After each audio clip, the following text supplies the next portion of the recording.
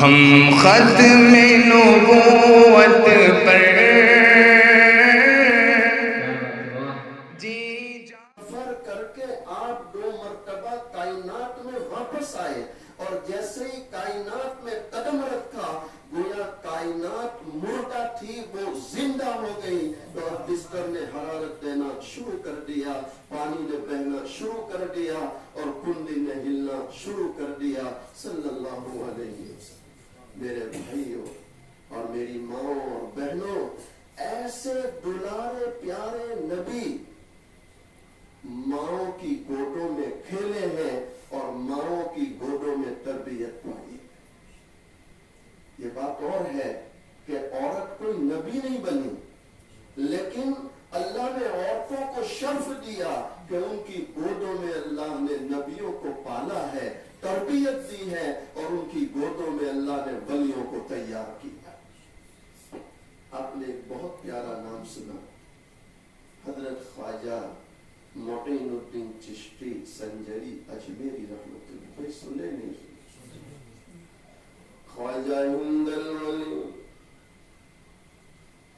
خواجہ معین الدین چشتی سنجری اجمیری رحمۃ اللہ علیہ۔ اور مسلمانوں سنو، دل کے کانوں سے سنو، خواجہ ہند الولی خواجہ معین الدین اجمیری 20-22 سال کی عمر، چڑھتی جوانی، نوجوان بھی سنے کہ جوانی جب اللہ نے دی ہے تو اس جوانی کو کیسا بنانا چاہیے۔ خواجہ ہند الولی خواجہ معین الدین اجمیری رحمۃ اللہ علیہ چھوٹی سی عمر میں 20-22 سال کی عمر میں مکہ المکرمہ پہنچتے،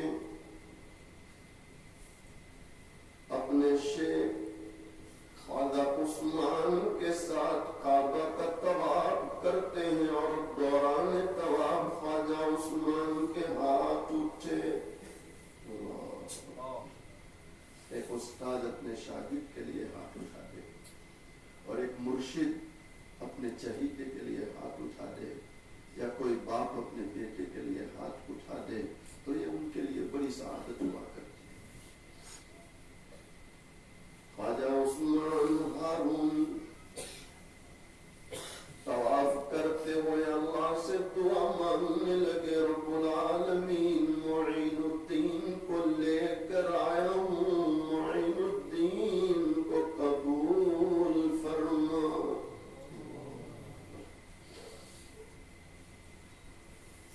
خواجہ ہند الولی بیان کرتے، میرے پیر و مرشد میرے شیخ ابھی تو دعا مانگ رہے ہیں، اور غیب سے ندائی عثمان ہم نے معین الدین کو قبول کر لیا ہے۔ مدینہ منورہ پہنچے، اللہ ہم سب کو بار بار وہاں کی حاضری نصیب فرمائے۔ آقا علیہ السلام کے روضے پر پہنچے، خواجہ عثمان اپنے چہیتے کو فرمانے لگے، بیٹا معین الدین ادب کی جگہ ہے، ادب سے کھڑے رہیں، اس لیے کہ با ادب با نصیب، بے ادب بد نصیب۔ خواجہ ہند الولی مزار اقدس صلی اللہ علیہ وسلم پر کھڑے ہیں، اور آپ علیہ السلام کی خدمت میں سلام پیش کر